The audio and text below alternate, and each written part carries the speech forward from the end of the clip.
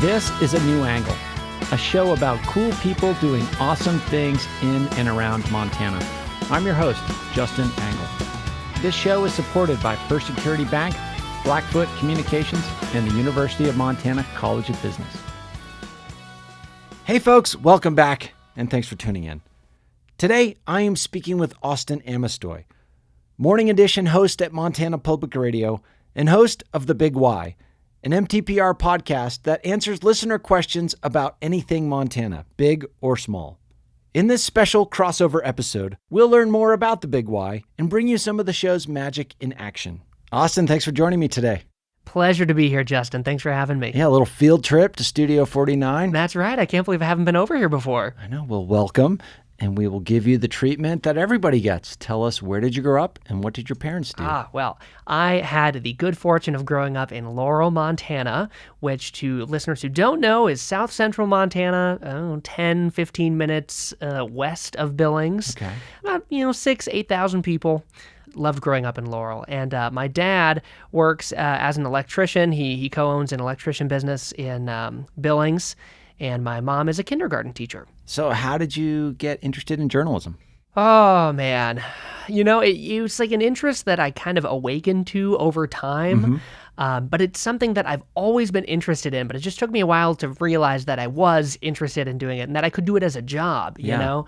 When I was young, I used to as young as 6 or 7, would schedule my viewings of the nightly news, every weekday night. I'd come home from school, do my homework, and then at 5, I was there for the local news and then the 5:30 national news. And was NBC, you mentioned nightly news, so was NBC your outlet of choice? It was. It still is. Nice. I have to say, I love the work that they do with their nightly newscast. But I just loved the idea of staying informed. Even at that age, I think I found it fascinating to hear what was going on in the world, And I actually always thought once I did get into journalism that I'd end up doing TV news. But I got pulled into radio late in college and it just got its hooks in me, so to speak. But talk about that some more. What hooked you and how did that unfold? Well, So I did after I graduated high school, I did a year of actually film school at Montana State University in Bozeman. I thought I was I love movies. I love watching movies. I thought maybe I'd love to make movies. I figured out very quickly I like to talk about movies a lot more than I like to make them. So at that point, I pivoted to journalism because I sort of awakened to my childhood love of media and news. Yeah. So I went off to UM as a sophomore and did my last 3 years there. Along the way, I ended up working at the Montana Kaimin, which is the student publication on campus at UM. And at a certain point, I'd always loved podcasting. I thought it was a fascinating format, but particularly, structured podcasting. I loved news podcasts, and I love what you could do with audio storytelling. And I was very surprised that the Kaimin did not have an existing podcast. Yeah. So my senior year, I pitched the Kaimin editor a weekly news podcast that we ended up calling the Kaimin Cast. The Kaimin Cast, I love it. Yeah. And so it was tied to our weekly cover story on the paper, and basically I would bring in sometimes the sources who were consulted for that story, sometimes the reporter to break down their reporting, their story. Sometimes I'd go out in the field and gather sound related to that topic on the cover that week. And every week we'd cut together an episode that's sort of news magazine style podcasting, and I loved it. And it was I think really successful and a great exercise in learning for me. And right after graduation, my plan to kind of go back and do TV news kind of pivoted, and I ended up getting an internship here at Montana Public Radio.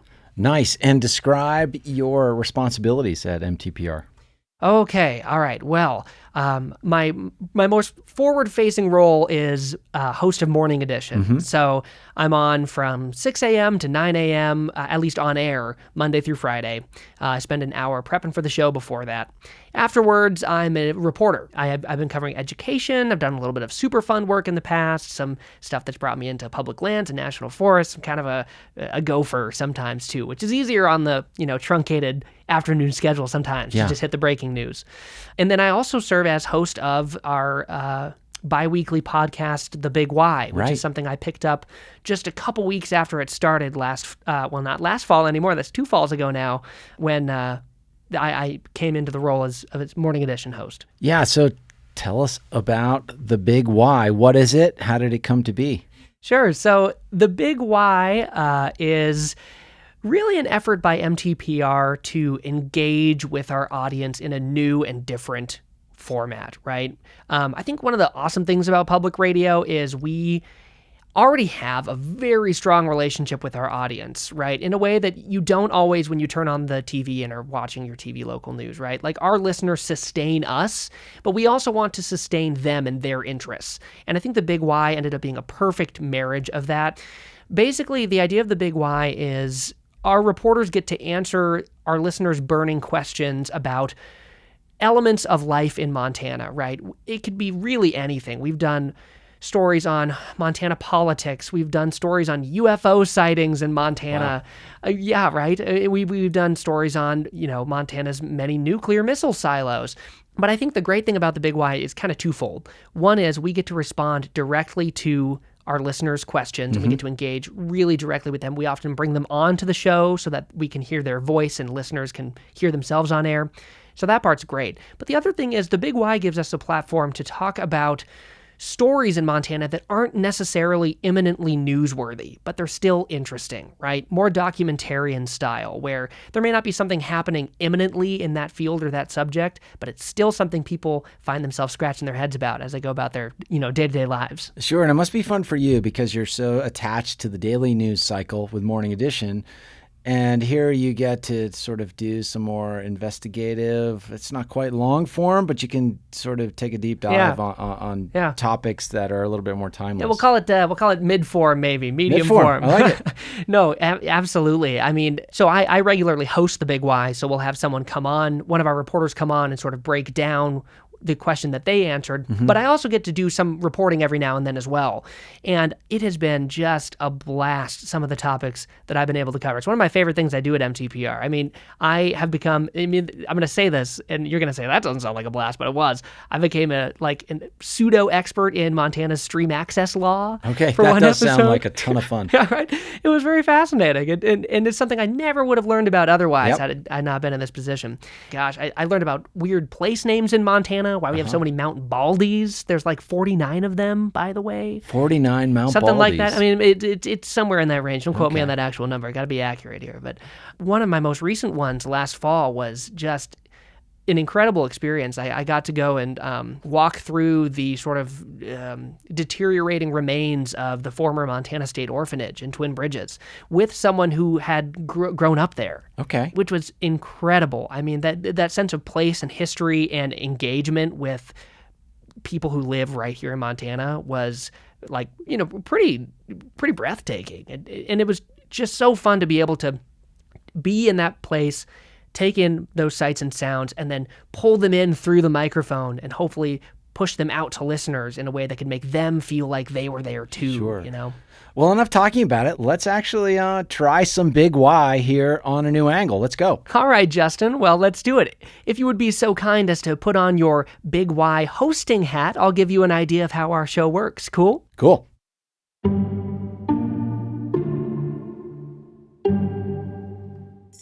In this special episode of The Big Why, we're doing things a little differently. Our listeners submit more questions than you'll hear answered on the show, and there are a couple reasons for that.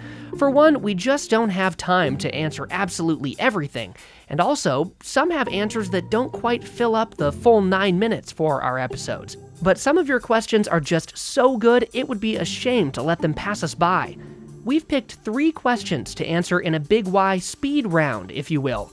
We'll talk meteorology, motoring, and metalworking today. Sounds great. And it's amazing that all 3 topics begin with M. Our listeners like to keep us on our toes, that's for sure.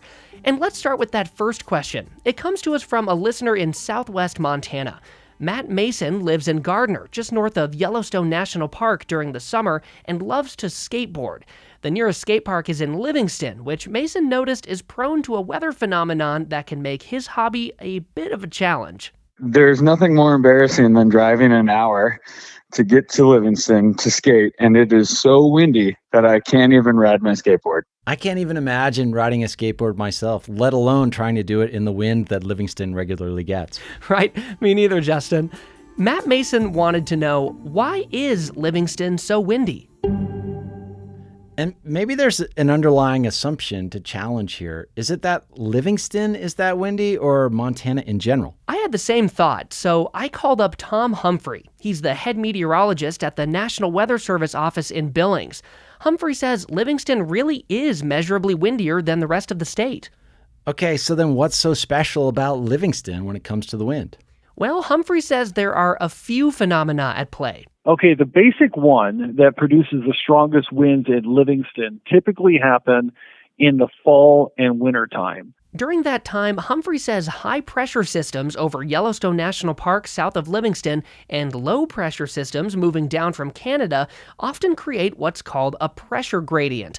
Basically, when those two systems collide, air from that high-pressure system gets pushed into that low-pressure area. So all that high pressure from Yellowstone funnels up through the Paradise Valley into Livingston? And produces some gusty winds, Justin. In fact, the Livingston Enterprise reported a 92-mile-per-hour gust in late February this year.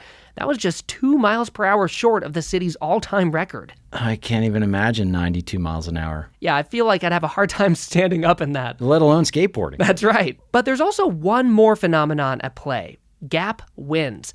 Justin, have you ever put your thumb over the top of a garden hose? Yes, often. I seem to break a hose nozzle all the time, so I'm familiar with the finger over the tip of the hose workaround.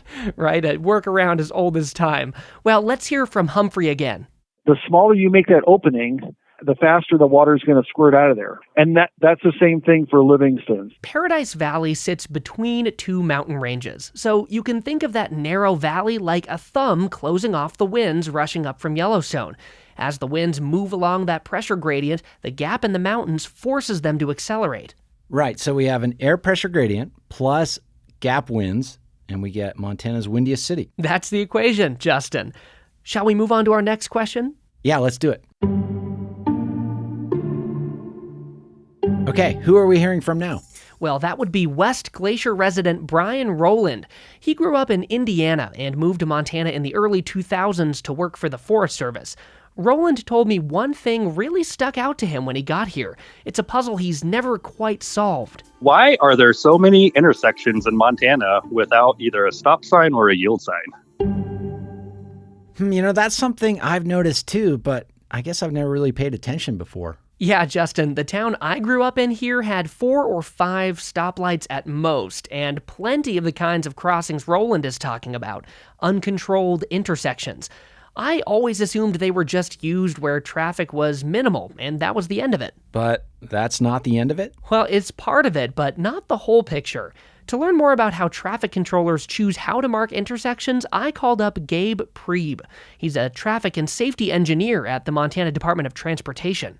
It's kind of the intersection of, the math and science and then the psychology and the human aspect. Priebe told me most uncontrolled intersections in Montana are in residential or rural areas, which, of course, the state has plenty of. There's also no way of knowing if Montana has more or less of these kinds of crossings than other states. No one's really keeping track of that. What we can talk about, though, is how traffic controllers decide how to mark an intersection.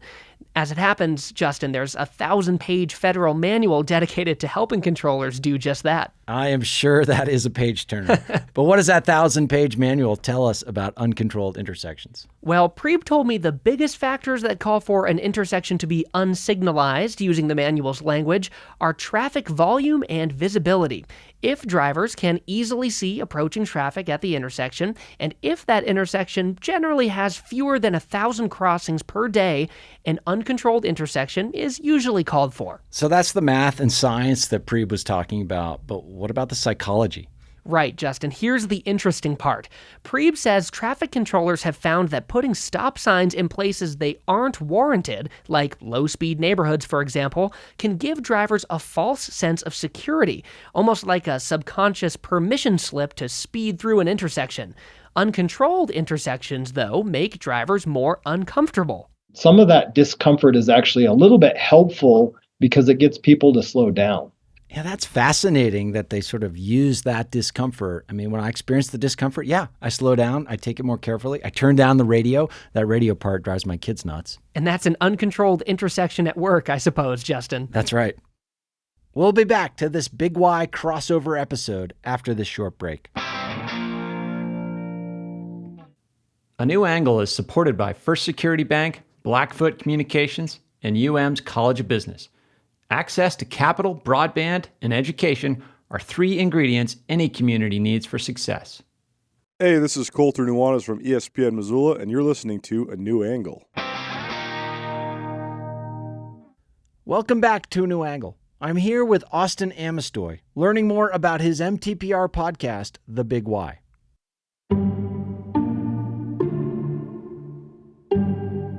Okay, last stop on our Big Y speed round, Helena.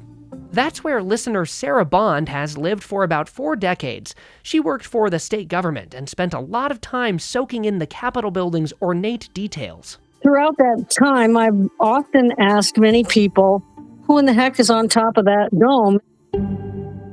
So is she talking about the statue on top of the Capitol building? That's right. It's as old as the Capitol itself, dating back to the early 1900s. And at first glance, it feels really familiar. A woman wearing Romanesque robes, holding a torch high above her head and a wreath in her other hand, and a starred and striped shield resting against her body. Yeah, it sounds a little like another statue out east that's quite a bit bigger. That's right, and former Montana Historical Society curator Kirby Lambert says the organization shared the same opinion. We classified the statue as a personification of liberty. Lambert says the statue's history was totally unknown for more than 100 years. The documents that would have identified its creator were destroyed in a fire, so the best the Historical Society could do was guess. She looked like Liberty, so she became known as Liberty, and that name stuck for nearly a century. All of that changed, though, in 2006 when Lambert's phone rang. Picked up the phone, just not having any idea what it might be, and this woman on the other end said, "I'm calling to find out if my grandfather's statue is still on your state capitol." Really? So a call came out of the blue completely? That's right. Okay, so who was on the other end? That would be Alice Nagel of Hatfield, Pennsylvania. Nagel had recently discovered a trunk that had belonged to her late grandfather, Edward Van Landegam. He was a Belgian-born metal sculptor who worked in Pennsylvania after immigrating. When Nagel opened the trunk, she found several newspaper clippings with an image of one of her grandfather's statues. And that statue, it was the one on top of the Capitol. But the thing is... the article that I had on it was she was called Montana. So Liberty is actually Montana. Exactly. Nagel says she was immediately intrigued, and she wanted to set the record straight. And that's when I started searching for somebody to correspond with, and I picked Kirby's name, and I picked the right one. Lambert says the Historical Society quickly redesignated Liberty as Montana, and though she may resemble her sister in New York Harbor, Lambert says that choice is likely very intentional. So I think it's kind of a combination of being proud to be Montanans, but also an attempt to say, hey, we belong, we're legitimate.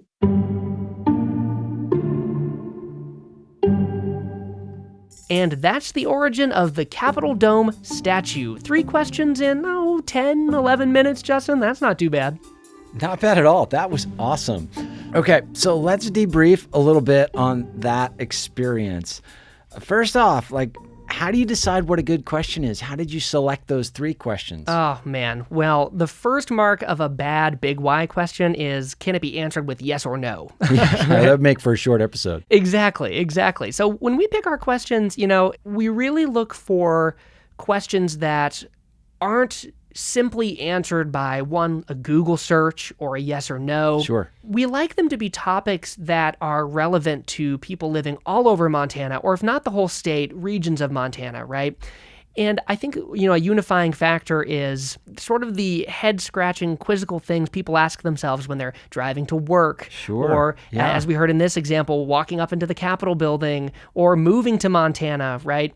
We love questions that make us work a little bit. I never thought of that. Like uncontrolled intersections. Go through them all the time, right? And Exactly. I slow down and I do all the things that Philip Preeb was talking about. Totally. Yet I had never thought about, why are there so many here in Montana? Right. Well, and then, with the Capitol Dome statue example, right? for one, that statue looks tiny on top of the Capitol Dome, so a lot of people probably don't even really pay attention to it up there. But then, for two, when I started digging into it, I discovered this crazy backstory about this statue and how we didn't even know who made it or what its name was for 100 years because the records were lost. And you uncover not only these interesting news stories, but these interesting stories about people and the people living in Montana, right? Does that sometimes unfold, like the process of answering a question will help you decide this is a good question for the Big Why? Yeah, that can happen sometimes. We'll do a little bit of pre-reporting into questions, kind of like test the water to see if there's something there. But really, a lot of the time, it just happens organically. Once we've already got that interesting question and the layers just start to open up, right? Sure. And, the Twin Bridges Orphanage episode I mentioned was a great example of that, where as I started digging into it and I started making contacts, next thing I know, I found this Facebook group full of people who attended the orphanage when they were growing up, and I put out a call there for people to chat with me about it. And one thing led to another, and that's how I met the woman who eventually went down from, north central Montana, came all the way down there with me to Twin Bridges. And, those types of experiences are fairly common on the Big Why because they just, once you start peeling back the layers, the story just becomes so rich a lot of the time. So I'm interested in the bizarre and the wacky and the surprising. Sure. Give us a story about the wackiest or most surprising thing that you've experienced in making this show. Yeah. Okay. So I actually forgot about this episode, which is crazy because it was one of my most favorite experiences on the Big Why. We had a listener ask us a question about how Montana's borders came to be, which again is another one of those things. Borders. Yeah, which is another one of those things where you're like, you never think about how they chose to draw the line, right?